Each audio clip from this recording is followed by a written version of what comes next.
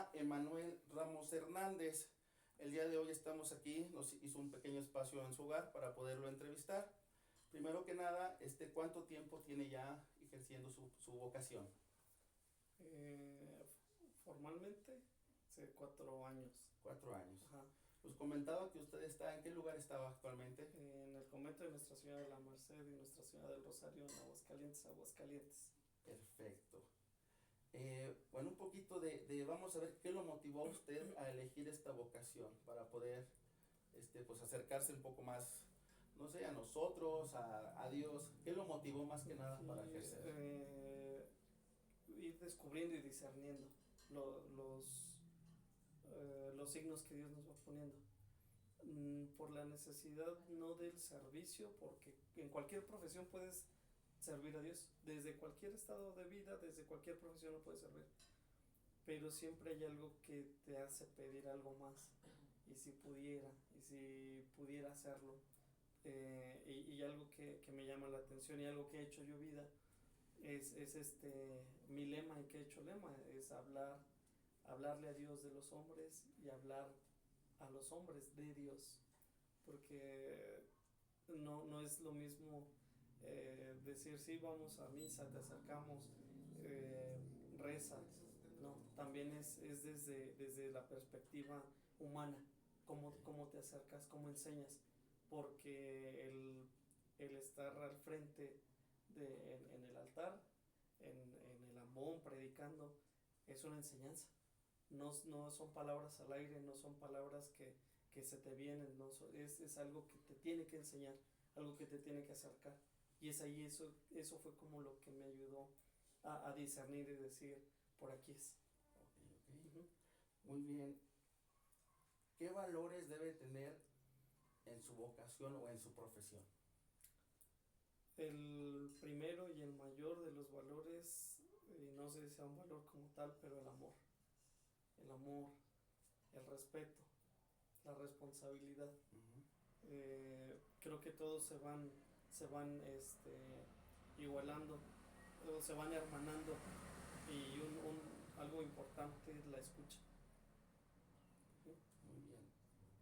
¿Podría mencionar alguna experiencia con base en una decisión moral difícil que haya tenido que tomar? Sí, en el hospital. ¿No la podría compartir, Sí, mencionar? bueno, tengo varias experiencias, pero el hecho de estar con un hermano de congregación, no hermano de sangre, un hermano de la orden. Este hermano ya era un hermano mayor, y por los estudios que tengo, me hacía cargo de la cuestión de salud y todo, de él estando a cargo junto con el prior. Y nuestro hermano ya estaba muriendo, Uh-huh.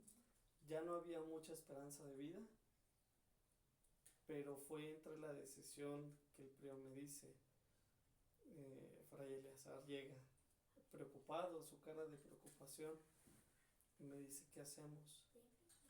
¿Lo llevamos al hospital o lo dejamos en casa?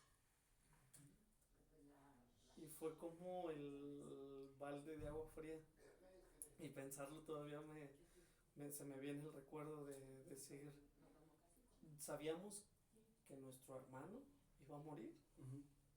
en el hospital o en casa, y fue esta decisión de que más yo quisiera decirle a todos los frailes que estaban alrededor, porque todos me veían y me decían, oye, pero sí tiene cura, ¿verdad? Oye, pero se va a restablecer. Entonces la parte de decir, sí, estamos haciendo lo posible para, en conjunto con los médicos, para que pueda sobrevivir, y, y hablar seriamente con mi superior y decirle, padre, nuestro hermano en el hospital aquí va a morir. Y él me dijo, no, es que no me digas eso. Y me dijo, tú decides, tú vas a decidir qué vamos a hacer. Y pensándolo,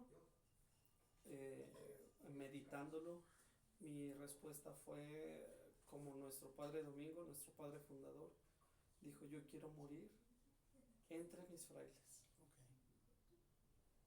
Y yo le dije al superior, le dije: padre, así nos toque pasar la noche en vela con él, vamos a pasar los últimos momentos con él. No en el hospital, no haciéndolo sufrir, porque ya era un martirio moverlo. Estaba llagado, tenía elefantitis, tenía una pancreatitis tremenda. Ya era cuestión de momento para que él pues muriera.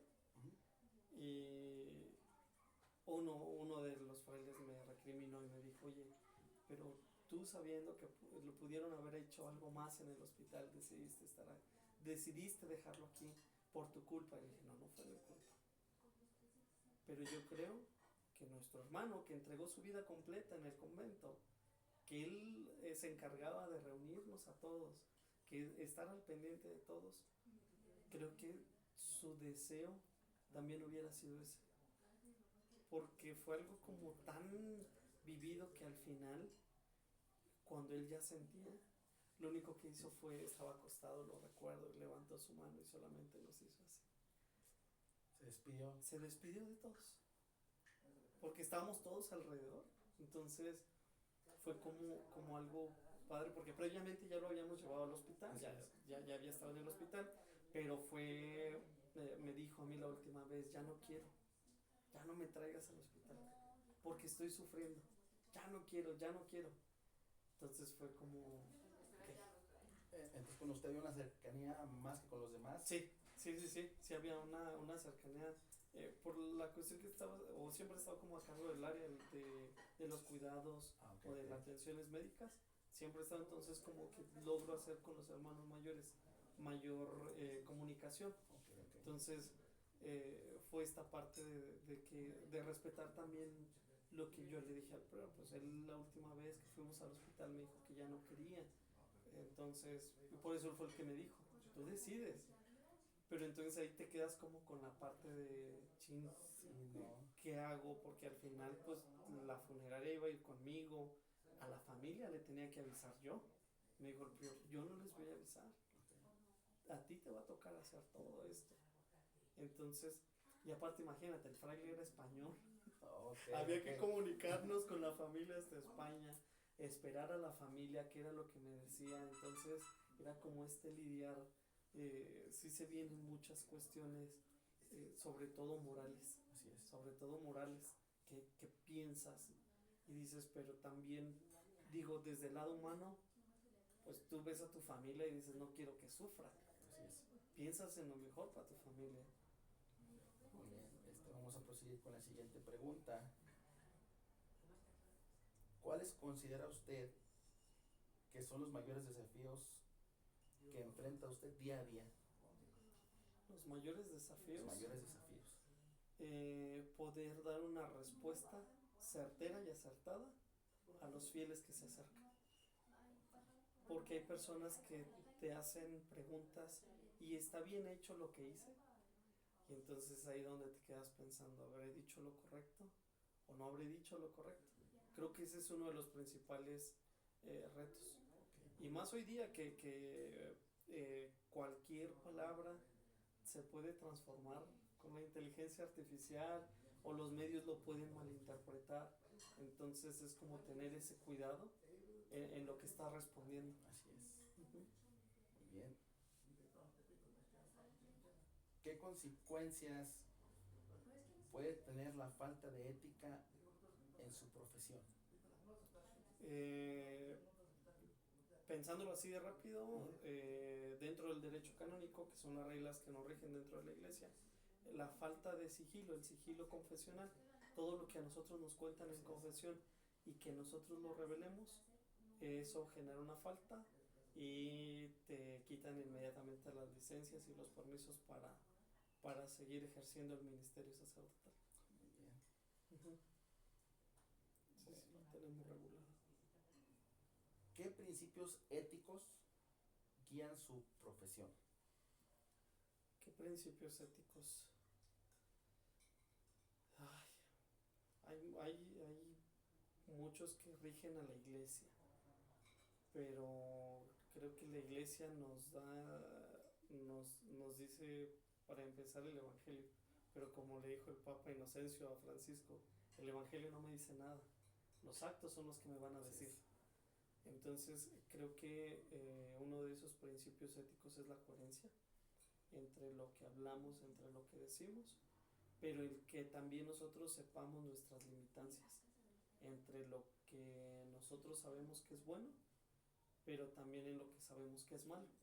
Entonces esta parte de la coherencia no quiere decir que nosotros dejemos de ser humanos, porque no somos ángeles ni santos.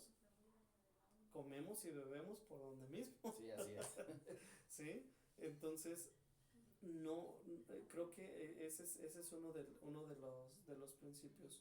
Otro de los principios, que vivamos con fidelidad nuestros consejos evangélicos, que son 3: la pobreza, la castidad y la obediencia.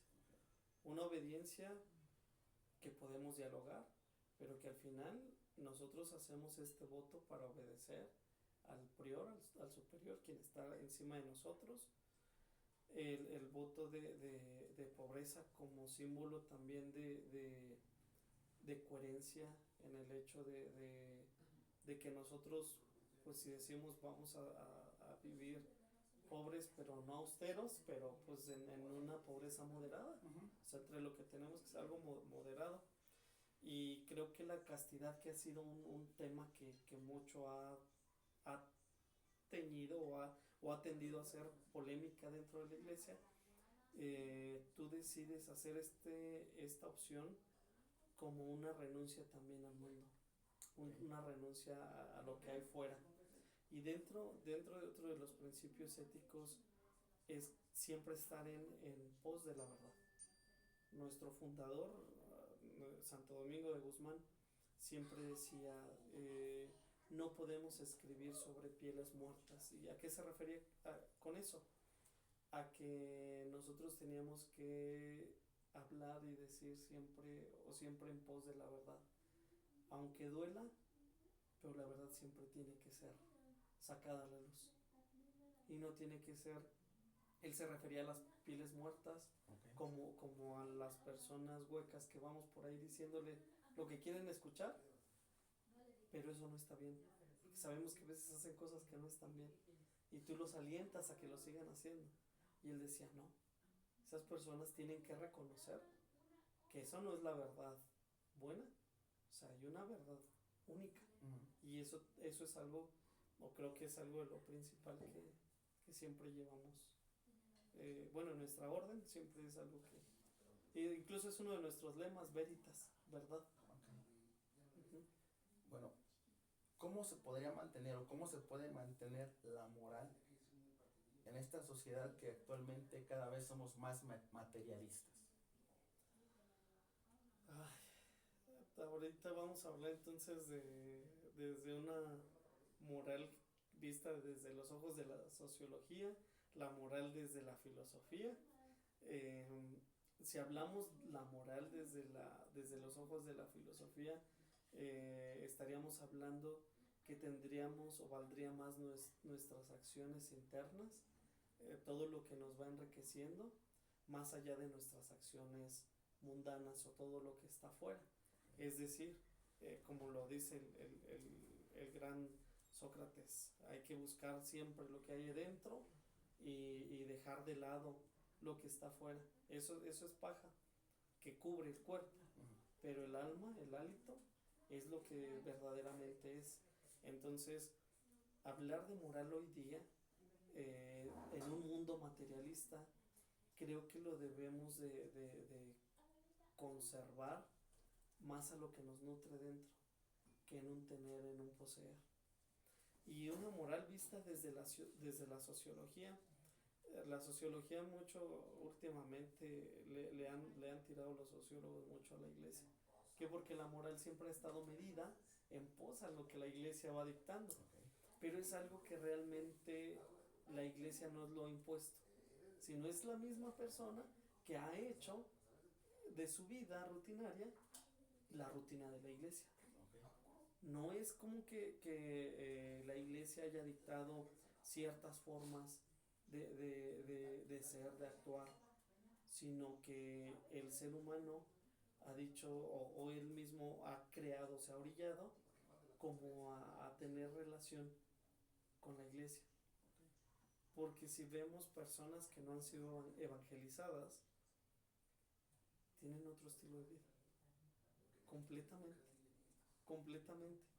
Y entonces es ahí donde nosotros decimos, sí, la iglesia nos dicta una manera de ser, de hacer, pero también nuestro mundo material nos dicta ciertas reglas de cómo ser y hacer y comportarse. Así es.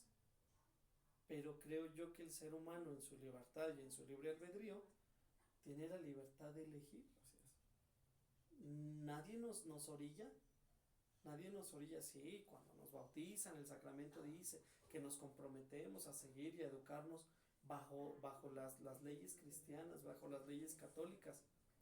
Sí, pero al final de cuentas Dios nos da esa libertad de elegir. Y si nos orillamos por una cosa, nos inclinamos por otra. Creo que esta parte de la moral nos hemos perdido una parte del Génesis que habla cuando termina toda la creación. No me sé, porque yo no soy de los curas que se aprenden los versículos ni nada, pero sí lo dice en el libro del Génesis, en el primer capítulo. Y vio Dios que todo era bueno. Solo eso. No dice más. Entonces es ahí donde la ética que mide la bondad y la maldad de los actos humanos y que va de la mano con la moral. Solamente Dios ve que nos hizo a los seres humanos buenos. Y así nos dejó. El hombre en su libertad, en la libertad que Dios nos da, sabe a dónde se va a inclinar. Entonces es ahí donde también nosotros tenemos que tener esta libertad de saber discernir, en la libertad que Dios nos da, saber discernir, saber escudriñar lo bueno y lo malo. A lo largo de la historia, muchas personas han descubierto o han tratado de resolver esta ontología de lo bueno y lo malo, pero al final cada uno damos nuestra propia versión de lo bueno y lo malo. Bueno, siguiente pregunta. ¿Qué aporta ética y moralmente a la sociedad con su labor? Ay, ¿qué aportó? No sé si aporto mucho, pero al menos yo siempre he tratado de decir, seamos auténticos. No vayamos por la vida con máscaras. Tumbémonos las máscaras. Porque ante Dios no hay máscaras. Dios nos conoce tal y como somos. Entonces creo que una de las partes éticas siempre ha sido, o lo hago vida, uno de los demás, siempre decir la verdad. Siempre hablar con la verdad. Hay personas que no lo aceptan y se respeta. Pero siempre apoyar la verdad. Y siempre no ir con el mazo de la justicia.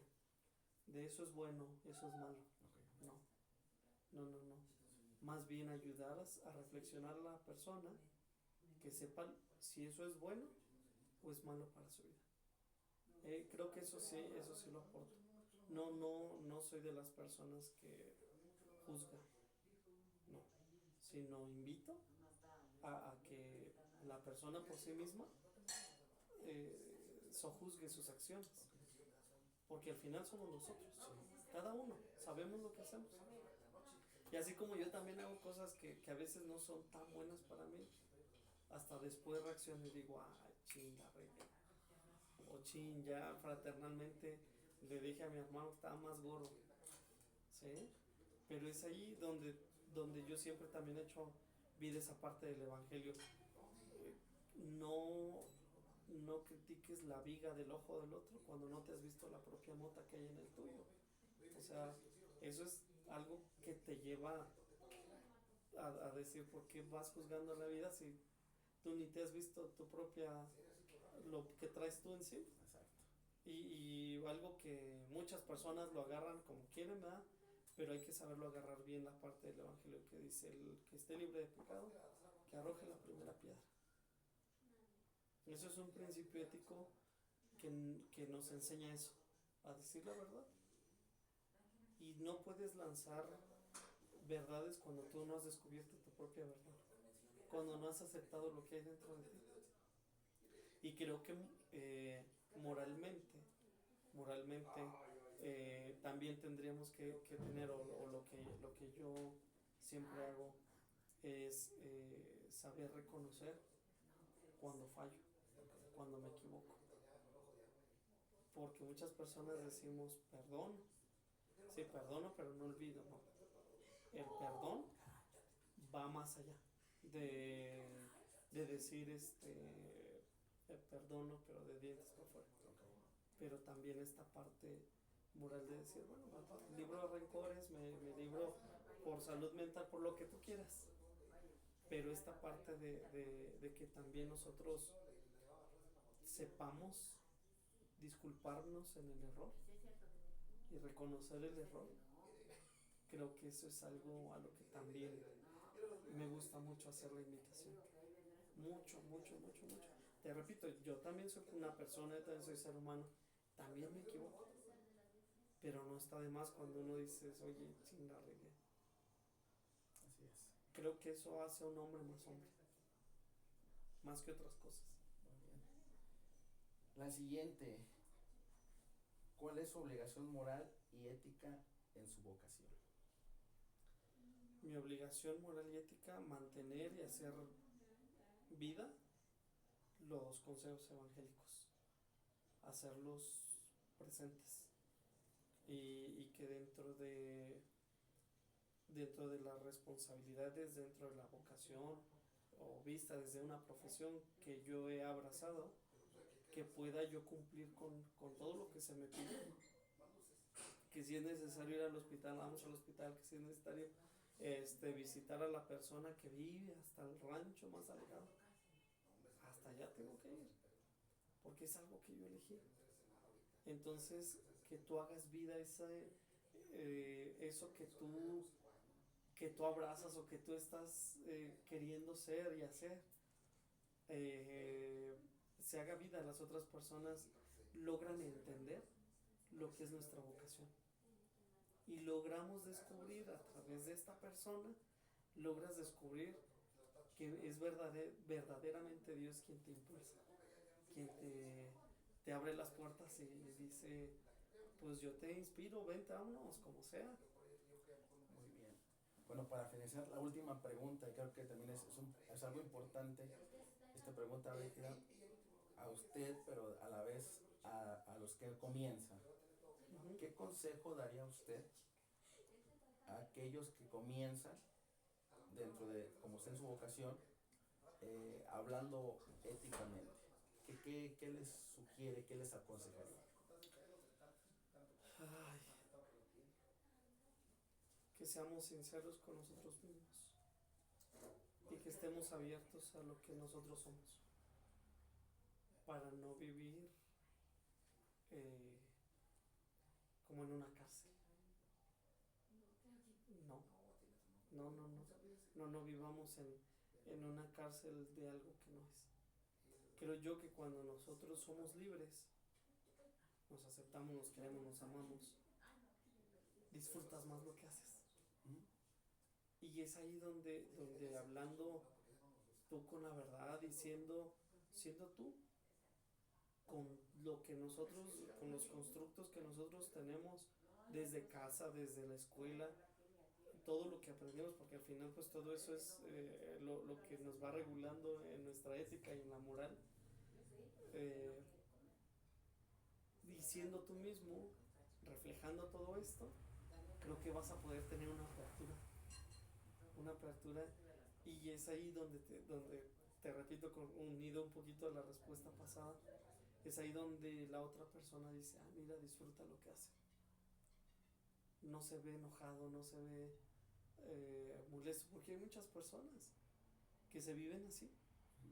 Y me ha tocado conocer un montón de curas, de frailes, de monjas, que se viven como en una cárcel.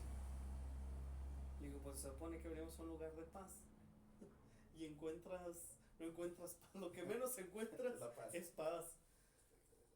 Pero cuando tú te vives tú, sí, a veces no va a ser fácil porque hay personas que no coinciden con tus ideas.